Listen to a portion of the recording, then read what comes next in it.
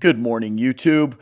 I've got a really cool video coming out next week on the Aquamatic Auto Covers fancy concrete lid, but I thought I'd make a quick video today showing you something else timely that came up this week. A lot of you who have been to my training events would recognize this house as Suzanne's, and this is one of the very first ICF monopores we ever did, and it is a Nudura monopore.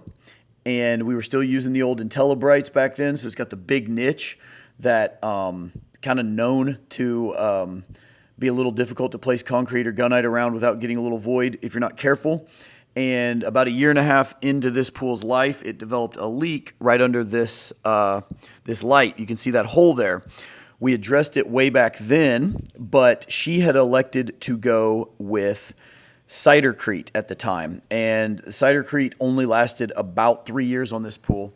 So the guys at Skin Microplaster actually did a training event on this pool and reinstalled Skin, but I believe, if I'm to understand what really went wrong on it, was that they didn't properly prep and mitigate the old cidercrete that was failing, so that it began to fail under the skin. It made the skin fail. So recently, the guys at Skin 2.0 redid this pool for her, just recently.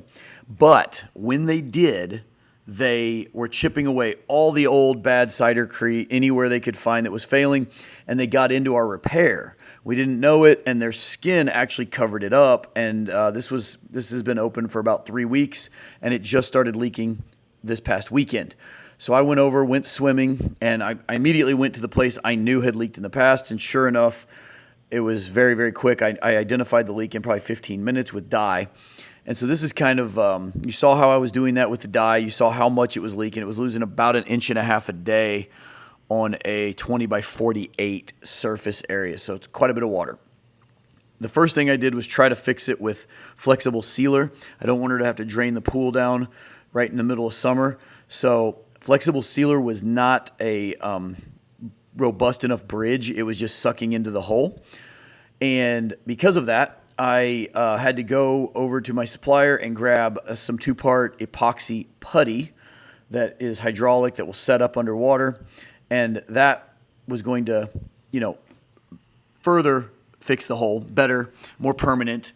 Like I said, our patch before had lasted about 8 years, but this is a more permanent fix. I mean, ultimately, if we ever drain the water down, we probably pull this off and touch it up with the Skin 2.0.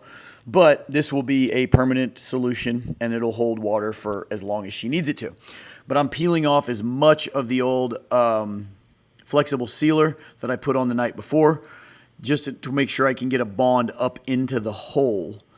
And then that's what I'm using the screwdriver for, is to kind of reopen the hole. As I was doing that, some of the junk from the flexible sealer was going into the hole, so I wanted to make sure it was cleared out to where I could really jam that epoxy putty back up into the hole and really seal it up well. So that's where we're at right now. I'm probably up in the surface getting a breath and hopefully a wad of epoxy. So I guess I'm going to clean it out a little bit more, but I just really wanted to get the surface as clear as possible to make a good bond with the epoxy. I'm going to put a fairly liberal amount of the epoxy putty on. The first thing I'm going to do is jam a small amount right into the hole, putting a lot of pressure, really pushing it up into the hole. Then I'm going to just keep adding to it. I'm going to make it wider. I'm going to make sure all the edges are bonded to the light niche, to the plaster, and make it extra long, just to make sure that we're in good shape on our coverage, make sure that it's not going to leak anymore. These are semi-temporary, but they'll last years and years if they need to. The one thing about this light, it's only about 6 inches off the floor of the pool, or at least the cove of the floor, and you really can't see this part of the niche unless you're like laying on the bottom of the pool with a mask on. So I'm not too worried about the fact that the color doesn't quite match or anything like that. Plus, the light is shining away from it. So even at night, this is one of the most obscure points in the pool. You'll never really see it.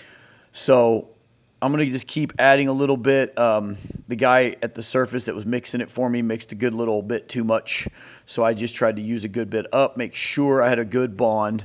And then I'm going to come back down with my syringe and check it again to make sure I'm 100% done with the leak. So you'll see here, I'll use the dye and I'll go real slow along it and make sure there's nothing sucking, no more water pressure getting through. And this is a really simple process, but guys, this is where, this goes back 10 years in our experience. This is one of the reasons we don't like using big light niches and stuff. They're just harder to seal around. They're more prone to movement. If there's anything moving outside, they'll kind of move, and then you'll have a cold joint that's like letting water around the niche. So that's why we really, really love micro brights and other things like that. So we were all done. I spin around, I hear some splashing, and the homeowner was so excited we had it fixed. She's already starting to dump the salt into the pool, and so I swam over there. I was already wet, so I was having a pretty good time. We were doing this at the very end of the evening after a pretty long, hot day of work. So I swim over here and decide to help her disperse the salt by going all happy feet on it. We're having a great week, guys. We actually got the other pool done with the auto cover. Got another one coming next week. Great content coming up. Stay tuned.